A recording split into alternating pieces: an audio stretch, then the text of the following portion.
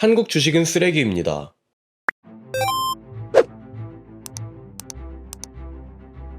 한국 주식이 쓰레기라니 그게 무슨 말이냐고요? 여러분들 다들 주식하시죠? 국민 주식인 삼성전자부터 근래 핫했던 2차전지, 그리고 애플, 구글 등 해외 빅테크 기업까지 각자 다양한 방식으로 투자를 하고 계실 겁니다.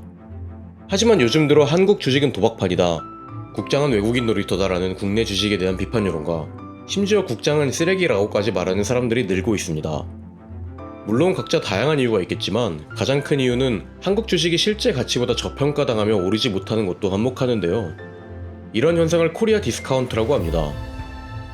코리아 디스카운트란 국내 주식 거래소에 상장된 기업들이 실제로 돈을 못 벌거나 규모가 작은 것이 아님에도 다른 나라의 비슷한 기업에 비해 낮게 평가되는 현상을 말합니다. PER, PBR 등 주식 투자 지표를 비교했을 때 2022년 코스피의 PER은 11.3인데 비해 미국은 20.4였습니다. 예를 들어 삼성전자가 미국 회사였으면 주가가 거의 2배가량 더 비싸다는 얘기죠. 오늘은 이런 코리아 디스카운트 현상은 왜 일어나는지에 대해서 한국의 후진된 기업 거버넌스를 중심으로 알아보도록 하겠습니다. 그렇다면 기업 거버넌스란 무엇일까요? 기업 내 의사결정이 이루어지는 당사자들, 주주, 이사회, 경영진 등의 이해관계를 조정하는 절차인데요. 쉽게 말해 이사회나 주주총회에서 이루어지는 회사의 중요한 일을 결정하는 구조를 말합니다. 기업 거버넌스란 그동안 기업 지배 구조라고 불려왔는데요. 하지만 코리아 프리미엄 시대가 온다의 저자 천준범 변호사에 따르면 기업에서는 누가 누구를 마음대로 다스리는 것이 아니기 때문에 기업 지배 구조는 잘못된 표현이고 기업 거버넌스가 옳은 표현이라고 합니다. 기업 거버넌스가 선진화되어 있으면 회사 내에 공정한 의사결정이 이루어지고 주주가 공평하게 대우받을 수 있습니다.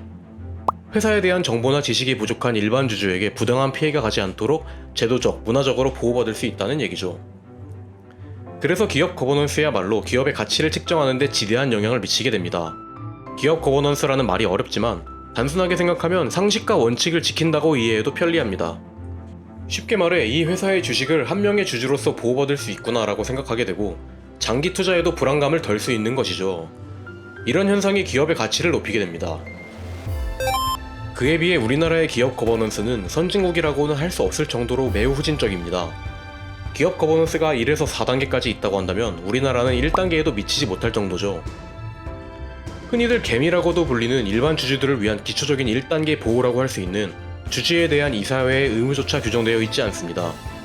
주식을 산 주주들을 제도적으로 보호하지 않는다는 건데 전 세계의 선진국 중에서 사장 또는 이사회에서 주주에 대한 의무가 없는 나라는 찾아보기 힘듭니다. 우리나라가 금융후진국이라고 불리는 이유이기도 하죠.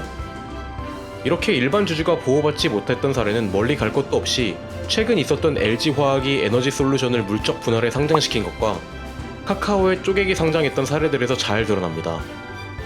뿐만 아니라 한국 회사들은 돈을 벌어도 주주에게 나눠주지 않습니다. 미국과 유럽의 회사들은 보통 이익의 절반 이상을, 중국과 일본 회사들도 30% 이상을 주주들에게 나눠주는 것과 달리 한국 회사의 배당금은 보통 20% 미만입니다.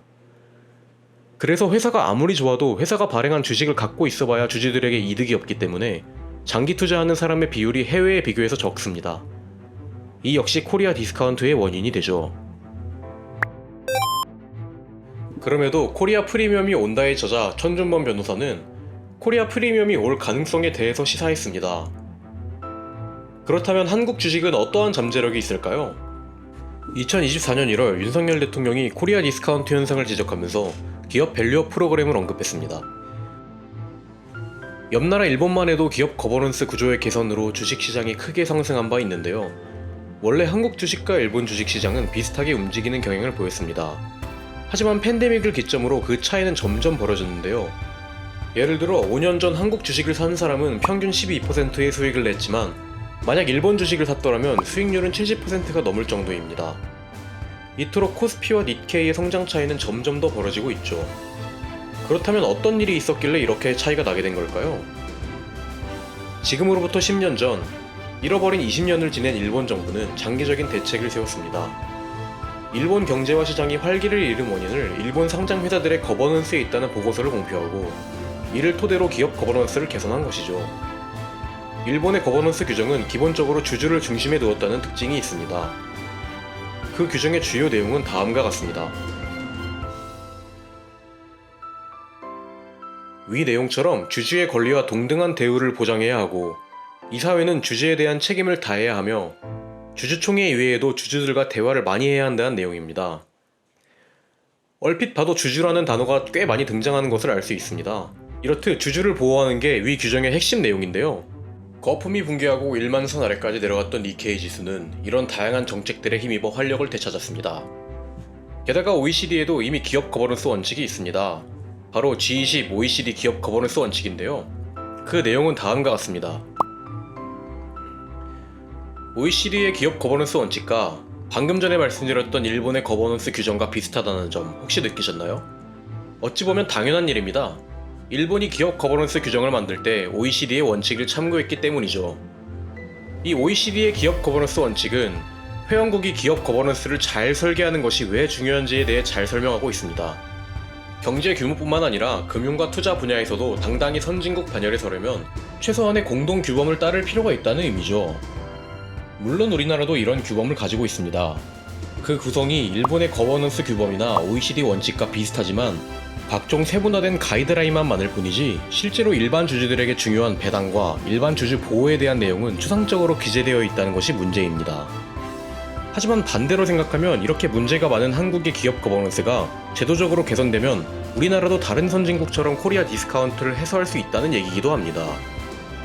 또한 코리아 디스카운트 해소를 넘어 코리아 프리미엄도 가능하다는 분석도 있습니다. 그 이유는 한국의 기업 지분율에 있는데요. 한국과 같이 30에서 60%의 지배주주가 기업의 지분을 차지하는 구조에서는 지배주주라는 리더가 강한 리더십으로 수익성을 끌어올린다는 강점이 있다는 것입니다. 물론 과도한 리더십과 그에 따른 사익 축으로 인한 수익 저하의 우려가 있지만 기업 거버넌스를 재정비해서 제도적으로 불법적, 비도덕적 행위를 제한하고 주주를 보호하면 국내 주식에는 오히려 프리미엄이 붙을 수도 있다는 얘기입니다. 쉽게 말하면 한국의 기업엔 지배주주라는 리더가 이끈다는 장점이 있으니 일반 주주에 대한 보호를 확실하게 하면 리더가 없는 다른 회사보다 높은 기업 가치를 받을 수 있다는 것이죠. 물론 여기까지의 얘기는 기업 거버넌스 개선이 성공적으로 되어서 안착되었을 때 이루어질 수 있는 일종의 가정입니다. 현재 상황만 놓고 보면 아직 국내 주식은 제도적으로 다른 나라에 비해 미흡한 것이 사실입니다.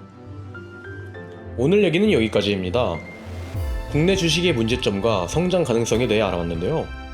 한 국민으로서, 국내 주식의 투자자로서 이런 대한민국 주식의 문제점들이 하루빨리 개선되어서 국내 주식은 도박판이다, 한국 주식은 쓰레기다, 외국인 놀이터다 라는 오명과 놀림을 벗어나는 날이 왔으면 좋겠습니다. 앞으로 더 유익한 정보들로 찾아뵙겠습니다. 감사합니다.